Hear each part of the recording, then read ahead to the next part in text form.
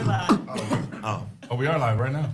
All right. It looks like we are live. we started last everybody. time, too. That's right. So this is our normal Be the Bridge beatboxing session. I'm glad that everybody's here for that. We're going to drop a hot 16 when we can.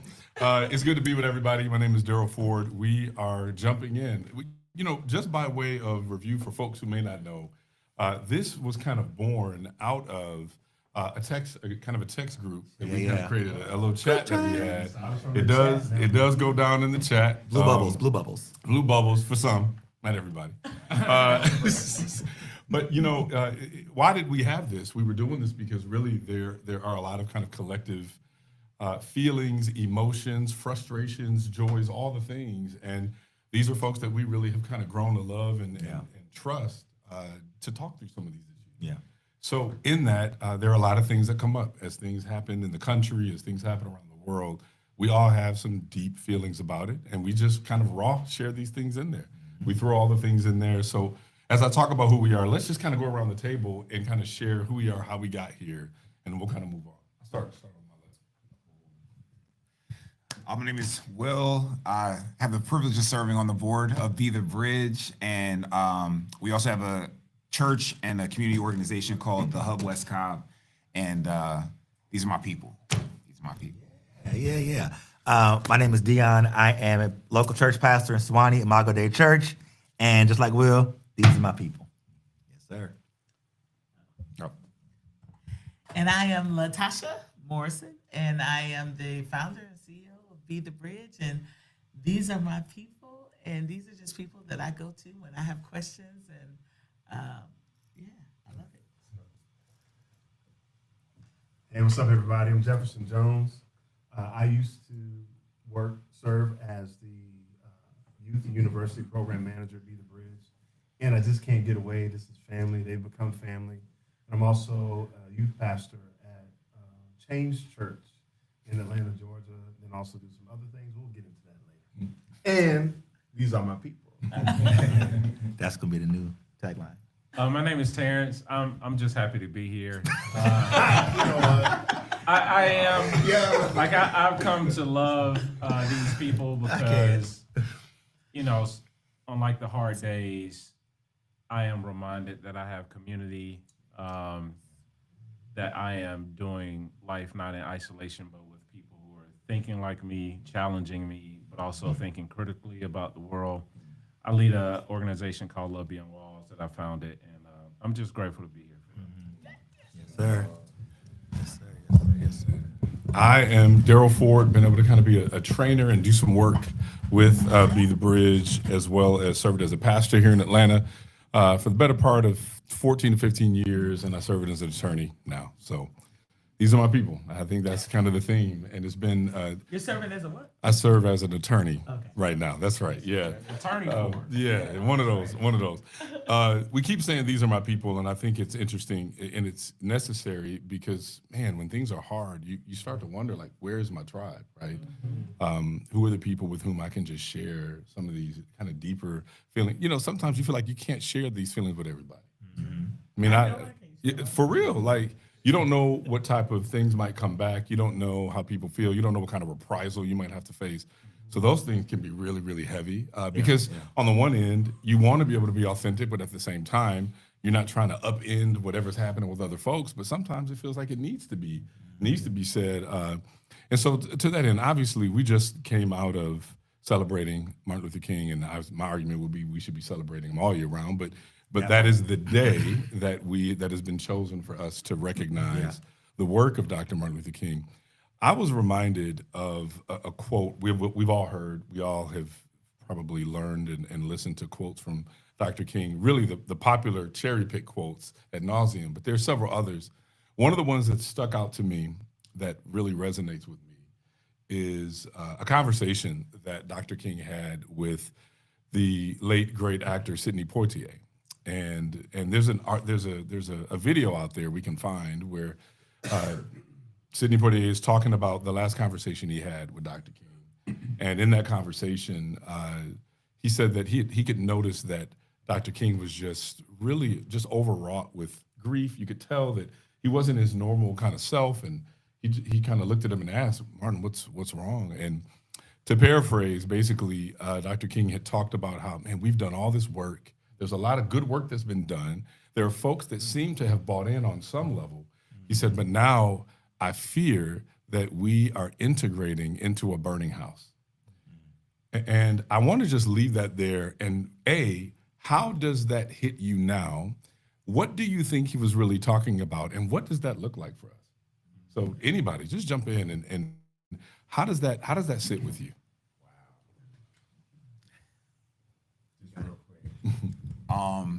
What came to mind is most people, when they're encountering a fire, they don't die from the flames, they die from the smoke. And I think we think it's not as dangerous because it's not as hot in certain rooms, but the smoke will kill you. And I think that burning house is polluted with supremacy. That burning house is polluted with capitalism and materialism. That burning house had a room for us without intending to give us any agency. And so that's just what comes to mind off the bat. I think I'll kind of bookend that a little bit or speak to that. When I think about it, I take it kind of literally when I hear him say it, because I feel like most of what we get from Dr. King, especially in the media piece, we see one side as far as how hopeful he was, how altruistic he was, and he was all those things. How like when we have the speech that he did prior to him being assassinated, talked about he was relishing, Moses and going to the mountaintop and seeing the glory of the coming of the Lord and all these things, and this hopefulness, and how he was wanting to get the Negro, as he would refer to be a part of the dream, a part of what America was, a part of this up and coming, this great place. And then in retrospect, when he's speaking to Mr. Portier, he's like, well, I fear, I have an inkling, a suspicion that I may have been doing this thinking we were doing something that we really weren't. Like we were going to something optimistic, something great, but this thing is actually the Titanic, and it's sinking and it's burning. And that's kind of how it hit me when y'all. Tasha, I wanted to direct something to you for this, and you're going to jump in, but I want to direct it to you because leading an organization like, and Terrence, Dr. Lester, I'm sure you can speak to this as well, but leading an organization like you do, where you've got a number of folks from different backgrounds, but we also have folks from majority cultures that are heavily involved and desperately want to be a part of this work. How does that hit you? Because obviously we're talking about kind of back then the language would have been integration, but this is still some of the same sentiments, right? What it means to bring folks from various backgrounds for the cross and hold hands and all the things that people would say was this idealistic view that we believe is true of the kingdom. Does that resonate with you? Do you feel that? Yeah, I definitely feel it. And I think one of the things that I'm thinking is like, there was a lot, I feel like what he was kind of reimagining and just thinking through was there was a lot that was done policy, but not culturally. And so there was a shift in policy, but not a shift in heart. And so we've never reckoned with the cultural heart connection. And an example of that would be desegregation. So when we did desegregation, it was still done from a really white narcissistic lens. And, so when you look at the schools that were closed, so instead of that being interpreted as, about equity and equality, it was interpreted as, no, our schools and our teachers are less than. And so when you look at how desegregation happened, it still was done in an unjust way. So something that you're bringing, and so we look at even a lot of policies and how we've done them, they're still done through the lens of white narcissism. And I think that's the part where I think as we study this and we look at the mistakes, because we have to think critically about it. I know people don't like us to think critically, but when we look at the lens of where we've come from, we're not in the same place. Yes, there was desegregation happened, but we never rectified the issue with redlining and the property taxes. So you built a school system on top of redlining districts and with with property where they don't have the property taxes to support the school. So you still kept that system instead of like shifting that system. So I think that's when you start saying like it's a burning house. And we're seeing the impact of that. If you can unravel something that's been here for 70 years within 4 months, it shows you that the foundation was rotten. Okay. You just came out with the heavy hitter. Yeah. Yeah, go ahead. Either one. So, man, Ruby Bridges is the image that I have as a child integrates a school. I recently read an article about Ruby, and it says some of the rioters, right, who were in the street protesting, trying to uphold segregation, were yelling out racial slurs to a child, hoping that this black child, would not enter in the school. National Guards were out there. And I just think about that, man, because like it was law that black people could not read. It was law that you couldn't drive in certain areas, right? You were talking about law, you're talking about de jure segregation. And although we've seen the abolishment of certain laws, what you're talking about is de facto. It is still by fact. It may not be by law, but the fact still remains. That's in practice, right? And that's what we're seeing today. And so Ruby Bridges is still alive. I immediately thought of her as she gave her account. And I also thought about, my mind is drawing a blank on her name. She just passed. She was one of the Claudette Colvin, but also one of the Tulsa. Oh, the massacre. Yeah. She's the last living. Yeah. And it was not too long ago. That's right. But she gave her an account, in the presence of the U.S. committee about how she could still hear people's voices and the screams and things blowing up. Like she said this, I think it was in 19, something like that. Yeah. It was really recent. So Viola Fletcher. And so like when I hear Dr. Will talk about this this integration into a burning house, it's like you have access to something that never valued your existence anyway. You know what I mean? Yeah.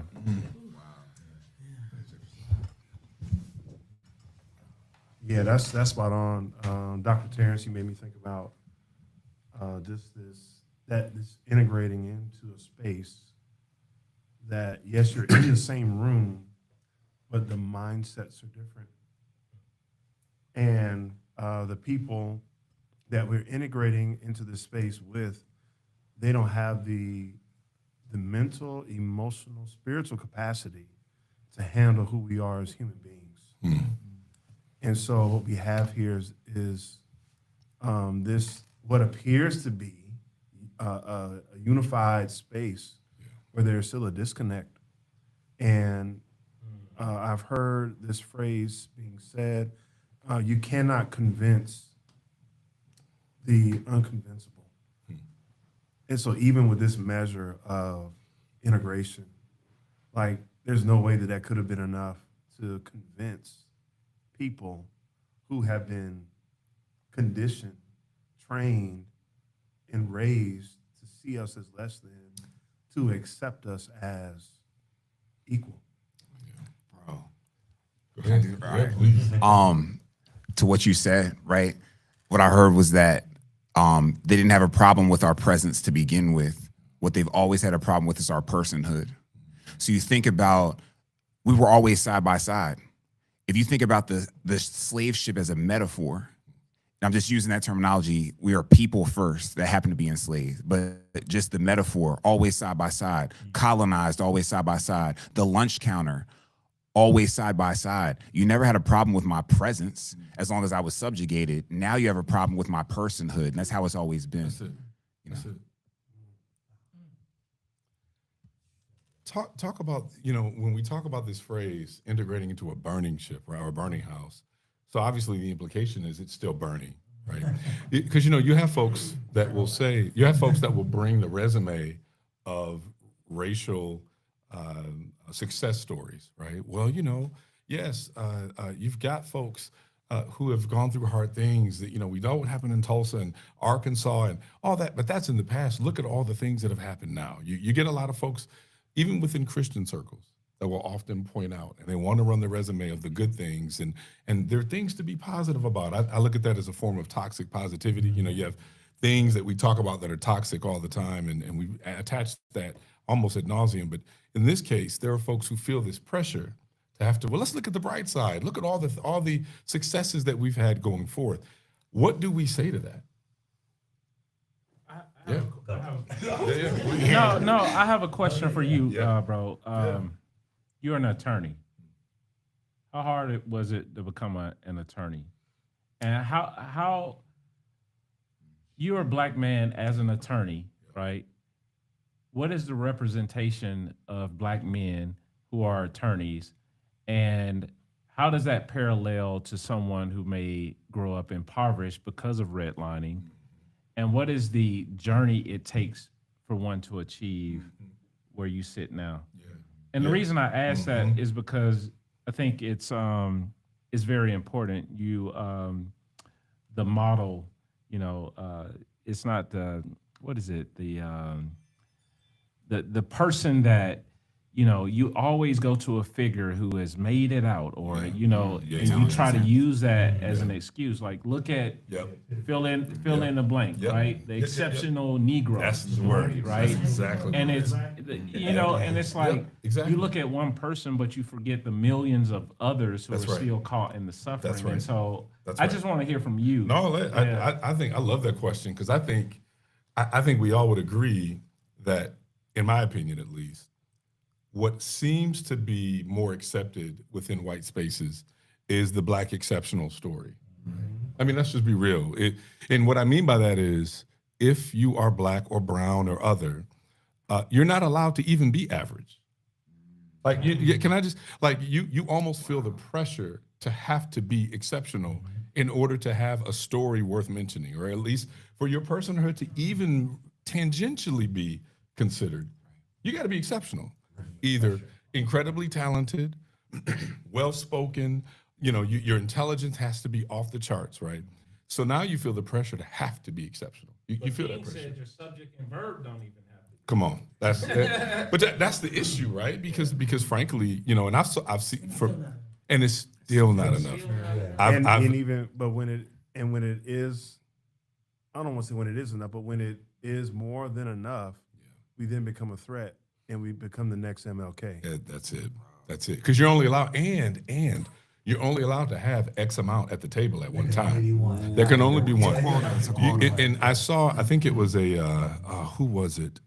There was a question posed to, I think it was to Richard Pryor. I think you know what I'm talking about. When Eddie Murphy was coming up. That's it. When Eddie Murphy was coming up, and they were like, hey, what is it like being the next Richard Pryor? And Eddie would talk about it, and even some of his writers would say, man, I hate when we do this. Like, why is it that in a space that's been dominated by white folks in stand-up comedy at the time, that when there's one that breaks through, that's the only space that's allowed? Yeah. So if there's ever anybody else, and the only way for you to be considered the next Richard Pryor, you better be exceptional. And he brought up the point, he said, there are no, white comedians don't do that. There's not like a situation where it's like, what is it like to be the next Jerry Seinfeld? Like, nobody did that in the 90s. It was just, we have another. And they would come in. You got a slate of comedians at a stand-up comedy show. You could have 8, 9, 10 guys that all look the same. You only got one black. And I think that, so when to your point, I mean, I think that the issue is there's a pressure that you feel. And I would just add on top of that, as a pastor, right?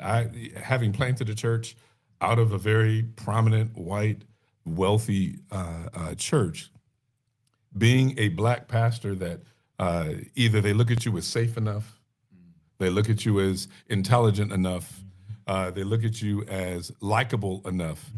But what happens is, to your point, things that remind them that you are still a black man causes all kinds of issues. Because now, and this is maybe part of the question I wanted to pose is, when we talk about, hey, you know, we've got folks who love Jesus. Tasha, you've talked about this.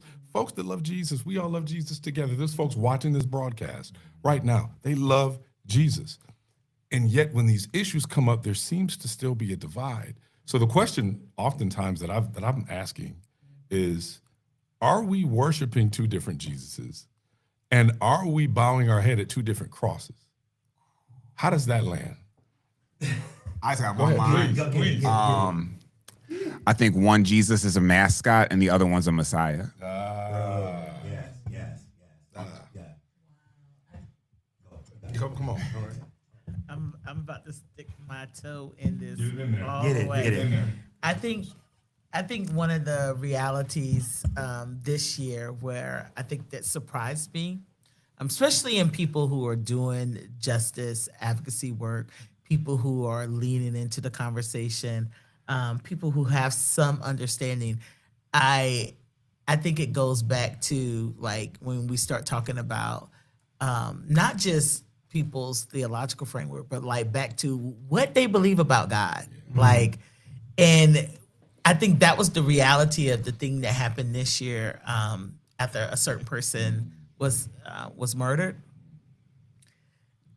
That I saw, we don't believe the same thing about God. Like clearly we cannot believe, and these are people that are sitting beside you, that are with you, and there's no way in the world that you can believe the same thing about God when you are putting someone on a pedestal that has said very hurtful and harmful things, and the only thing you're telling me is I have to contextualize. If I have to contextualize everything that you're saying, something's wrong with what you're saying. And so I think that divide that we see in Christian space, and that was a big divide where I'm like, even some of the people who are sitting at the table saying that they get it, they don't get it. And I was like, we're not starting from the same starting point.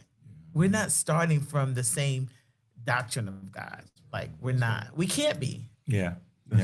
I would say, first I want to say, I'll start with this. The God you see is the God you get. And so along with, you live on a level of your revelation. So the God that you see, or the Jesus that you see, if that's the Jesus that you get, and you live on the level of your revelation, you can only express and live out Jesus to the level that he's been revealed to you. So now in case, I'm thinking about Dietrich Bonhoeffer, who was in Germany, Yeah. and they presented a German Jesus, or whatever Jesus that was. But even at a point in his revelation of what he saw in the book, the biblical Jesus, there was an incongruency. It was incompatible with the one that they were serving to him. And he knew within his spirit something was missing. Yeah. And he didn't find the biblical Jesus that he was looking for until, everybody say until, he came to Harlem. Yes, sir. During the Harlem Renaissance. Yeah. And he served under a black pastor Yeah. in a black church. Yeah. And he said himself, I don't know the exact quote, he paraphrasing that he didn't come to know Christ until his Harlem experience. That's right. So I know we're talking about, are we serving two different Jesuses? I don't want to say, well, there's only one. Right. So I think we have different revelations Yeah. of who he is Yeah. and what we're seeing. Yeah. So I'll just stop there. Can I jump in right there? Yeah. So back on the mascot or Messiah thing, another thing I heard is your theology is cultivated through experience. So when you have, quote, the white church and the black church, one had a God who was an accessory. The other one had a God who was a necessity, right? When all you had was the Lord, when all you had was faith, when all you had was songs and spirituals and prayer and this notion of something better than my current experience, God was a necessity. When you see God as just an accessory to polite society, it's rare to find deep faith, right? And you pull that across history, there's this Jesus that becomes a mascot to my lived experience, to my racial and ethnic identity, and even to my politics that is incongruent with Scripture. And then inevitably there's a conflict when it bumps into the real one, you know? Yeah, this real tiny thing. You made me think about something else too, back to Bonhoeffer. Yeah. Is that in his experience, he witnessed Black people worshiping and seeing Jesus as the suffering servant. Yeah. And seeing a Jesus where they were able to recognize someone that could feel and has experienced their suffering. Yeah. Yeah. No, yeah. No, for sure. Like when I hear this question about two different Jesuses, it made me think about Tasha mentioning how she was saying all these hurtful things that they were saying these need to be in context. It made me think about the only way that you can get, like they're begging for us to have context to understand those hateful things, but I'm thinking the only way that they can get the Jesus that they're getting is to have to remove him out of the context. So in order, if you look at, like we're talking about Bonhoeffer, if you look at Jesus in the 66 books, if you look at him, whether you're talking about theophanies, whether you're talking in the Old Testament, whether you're talking about him showing up in the New Testament in flesh, the only way you can get the Jesus that you get that is a racist, that's a nationalist, that's a whatever it is that we put on it. Yeah, it's to remove it from the context and say, this is mine. And to take him out. And then, because just like, when we take anything out of context, whether you're talking about rumors, gossip, when you take anything out of context, you can do what you want with it. Yeah. Right. And it becomes malleable. And so the concern for me though, is that we're doing that. Not we're doing that, but it's being done. And I fear, since this is one thing they like to throw around, they like to throw around judgment and consequence. I fear that there is huge judgment on the other side of prostituting Jesus in this way, where we have had such consumption with him to have our way with him, to get our way, but not actually live out the dictates of what holding on to him means. So I wonder if when we talk about the idea of two Jesuses and like the debate that kind of ensues, I wonder if there's a theologian, I can't remember his name, but he had a phrase that stuck with me. He said something to the effect of, if God has created us in his image, we have most certainly returned the favor. And what he's really getting at is, I do think, honestly, I would push back. We know there's only one Jesus historically and biblically, but I think for rhetorically, there are multiple Jesuses, because what happens is, at least from what I've seen, is there are people who remake Jesus into their image. So like you said, I mean, whatever my predilections are, that's Jesus. Whatever my biases are, that's Jesus. Whatever things moves me, whatever things that kind of get me going, whatever incites my greatest affections, that's Jesus. So when they read the Bible, they're reading Jesus doing things and they're assuming that he's feeling and thinking the same things that I am. And so they remake in a way that then we go, wait a minute, but I thought we were all reading the same Bible. We are. But we're eisegeting some things into the text. I mean, come on, talk about it, because that's, and when we know this, yeah, when we but we know it is, right? We know it happens, and we know it happens historically. You can go back, I've looked at sermon notes from the 1800s where there are pastors preaching. We know we broadcast live right now from Georgia. Okay. Some folks know this already. Georgia was the last state in the Union of the 13 colonies to allow for slavery.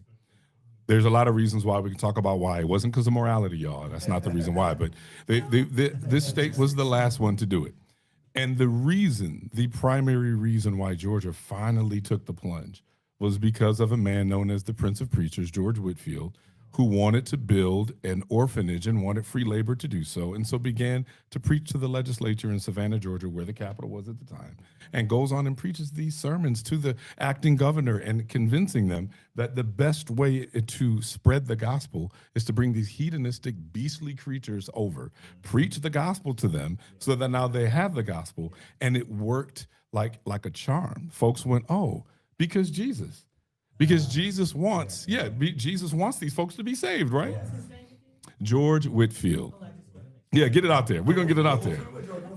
Yeah, we all do. And I mean, so much so Benjamin Franklin, who was not a Christian, would talk and brag about his oratorical skills and how he made him want to give money to the man. And all of that said, there's no question that there was when people hear that, they have to see, is that congruent with the Jesus that I believe in? Well, if I've remade him in my image, it is congruent with the Jesus that I believe in. It just is. Which makes me now speak into understanding civil rights movement. Come on. And what lens. Okay. Yeah. So with what Jesus are you viewing the civil rights movement? Mhm. Because if we're talking about George Whitfield, then we're thinking about the Great Awakening. Yeah, you have to. You Which have they to. recognize as revival. Mhm. But for us, these are my people. Yeah. We look at the civil rights movement and we see revival. Come on. Which brought transformation and brings change. Yeah. No, this isn't a revival conversation, but where there is true revival, there's transformation in communities. That's right. There's justice. That's right.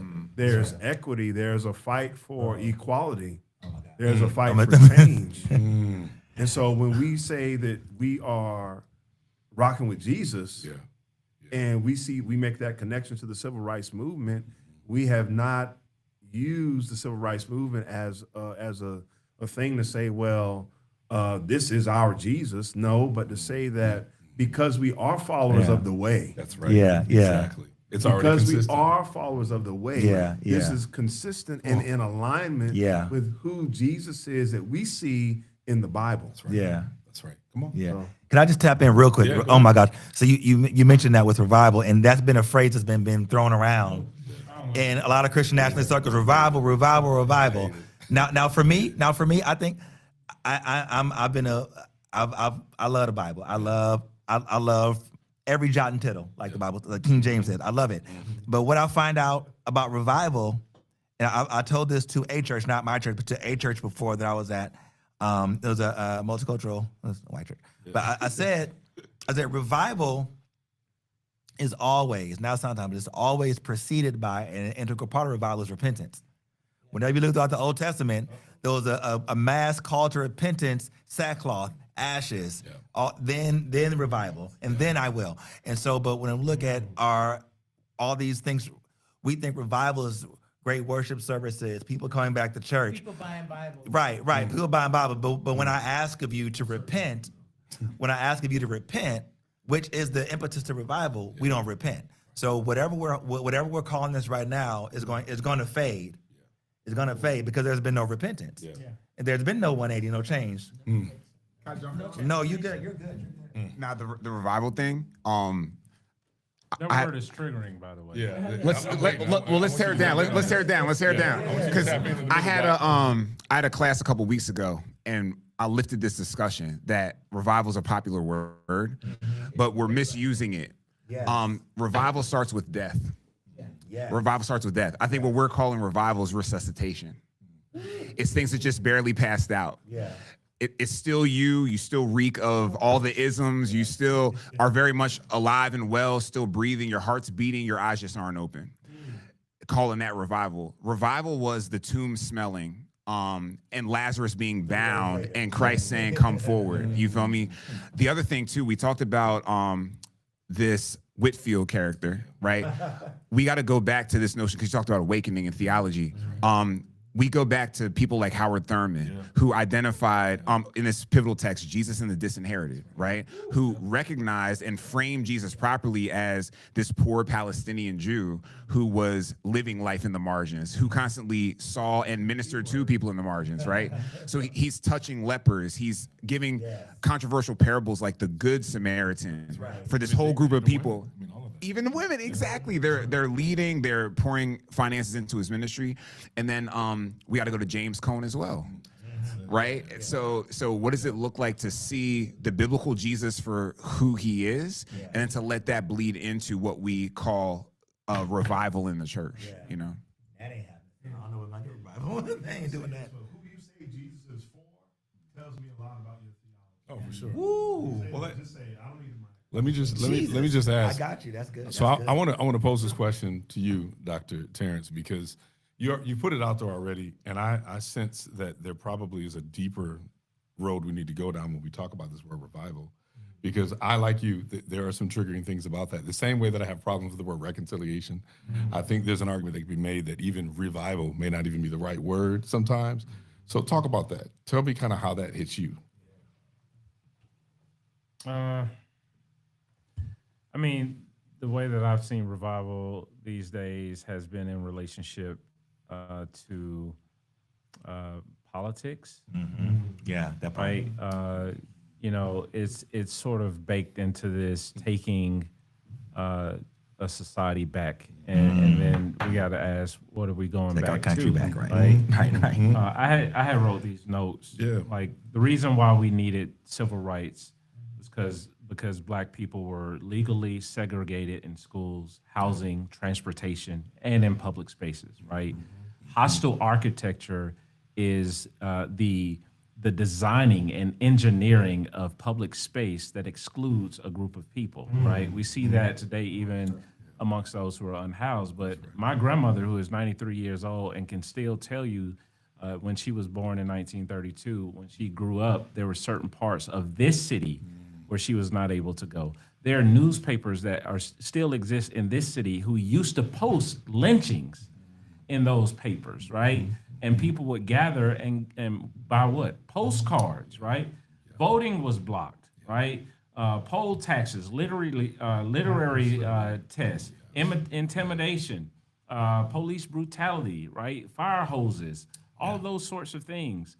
When we question what happened during the civil rights policy, major policy shifts happened. Brown versus Board, right? Civil Rights Act of 1964, Voting Rights Act of 1965, the Civil Rights Act of 1968, right?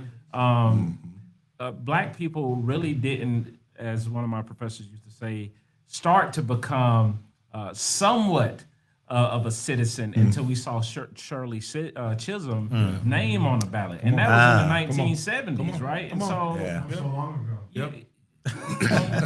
seeing how we have seen resistance, non-violence form of resistance to the struggle has given us the access to experience some of the fullness of what God wanted us to experience. But now when we talk about revival, it's cloaked in let's shut down museums.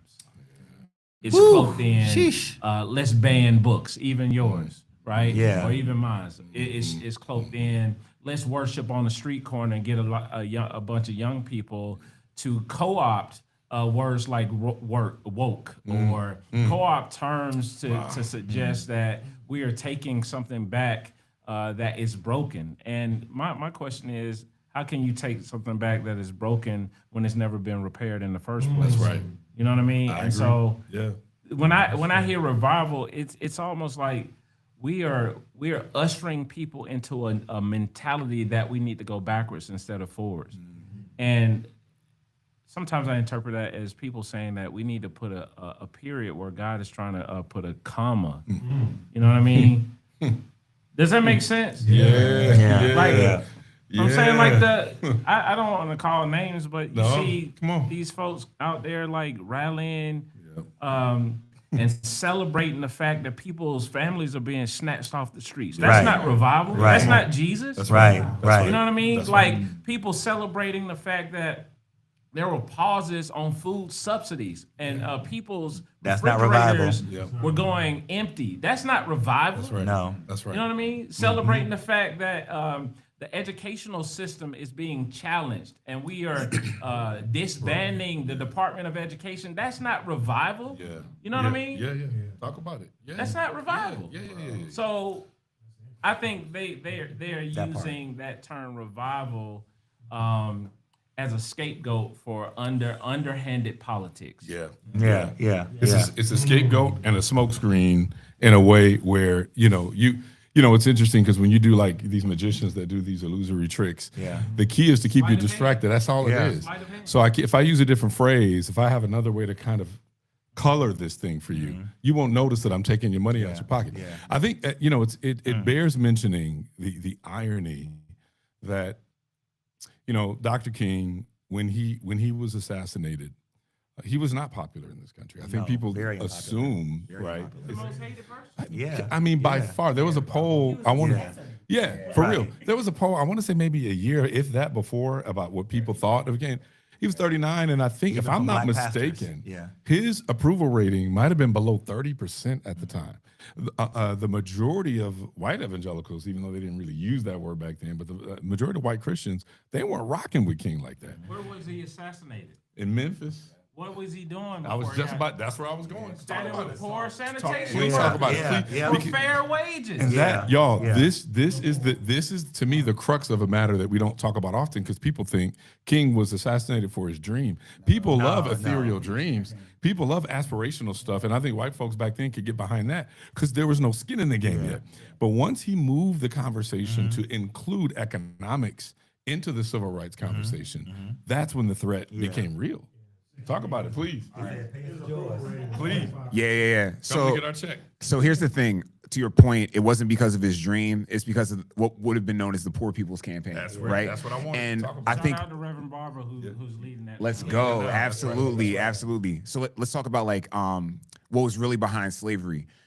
Racism was a mechanism for capitalism. That's right.